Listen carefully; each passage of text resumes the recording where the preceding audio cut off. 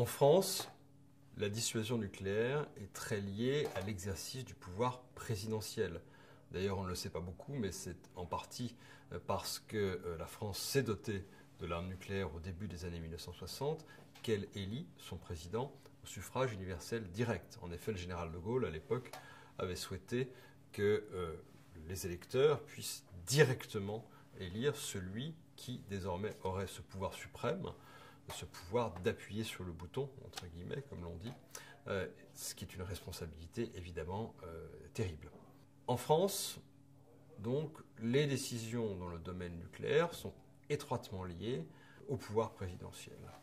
Elles sont prises par un petit cercle de gens, non pas parce que nous ne sommes pas un pays démocratique, mais tout simplement parce que les paramètres techniques qu'il faut prendre en compte pour les décisions nucléaires sont souvent très confidentiels et très classifiés. Et donc, si on peut regretter qu'il n'y a pas beaucoup de débats en France sur la dissuasion nucléaire, il ne me paraît pas choquant que les décisions les plus importantes soient prises par un tout petit cercle de personnes. Ça ne veut pas dire qu'il y ait énormément de choses secrètes que le public, que l'opinion ne connaît pas. Tous les grands programmes français sont bien sûr connus et leur budget est voté par le Parlement. Mais il est vrai qu'on est tout de même dans un domaine dans lequel les grandes décisions se prennent de manière assez fermée. Ça ne veut pas dire qu'on ne tient pas compte du contexte politique national et international.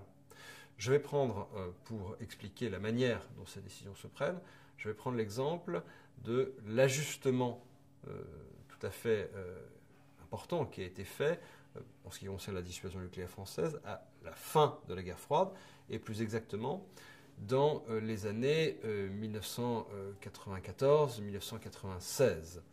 Décision essentiellement prise à l'époque donc par Jacques Chirac. Alors on prend plusieurs décisions. D'abord, le président Jacques Chirac décide de reprendre les essais nucléaires. C'était un peu curieux puisque la guerre froide était terminée. Et en fait, le paradoxe, c'est qu'il avait décidé de reprendre les essais nucléaires justement pour pouvoir les arrêter.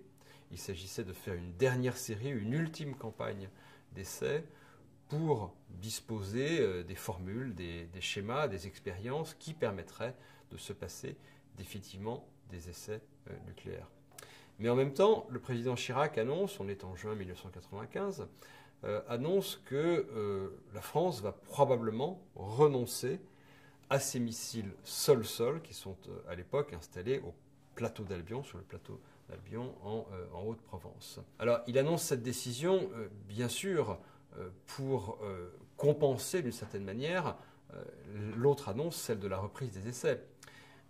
Est-ce que ça veut dire qu'on a subitement sur un coin de table décidé qu'il fallait faire quelque chose pour compenser l'effet de l'annonce de la reprise des essais? Non, bien sûr, car dans le même temps, la question de l'intérêt ou pas du maintien des missiles du plateau d'Albion était déjà étudiée.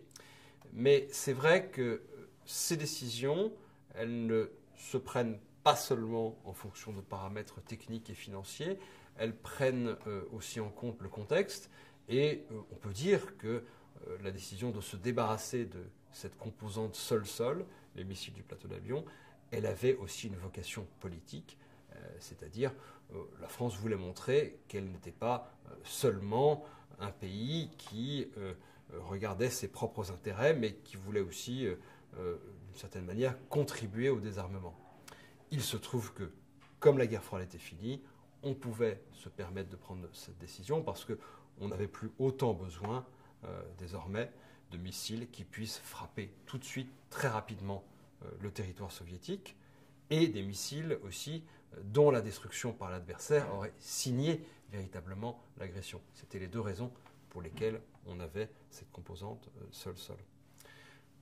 Autre exemple de décision, celle qui concerne la composante océanique et le missile mer-sol, le missile balistique mer-sol, dont la France dispose à l'époque. On a un programme absolument formidable sur le plan industriel et technologique qui a été décidé à la fin de la guerre froide, qui s'appelle le missile M5. Un missile très coûteux, très performant. Bien évidemment, à la fin de la guerre froide, on se dit que ce n'est peut-être plus la peine de mettre autant d'argent, autant de budget sur la dissuasion nucléaire. On décide de conserver la dissuasion, mais peut-être avec un petit peu moins de moyens puisque la guerre froide est finie. Donc on décide de faire, au lieu du missile M5, on va faire le missile M51, qui est le missile que nous avons aujourd'hui, un missile moins performant, donc moins cher.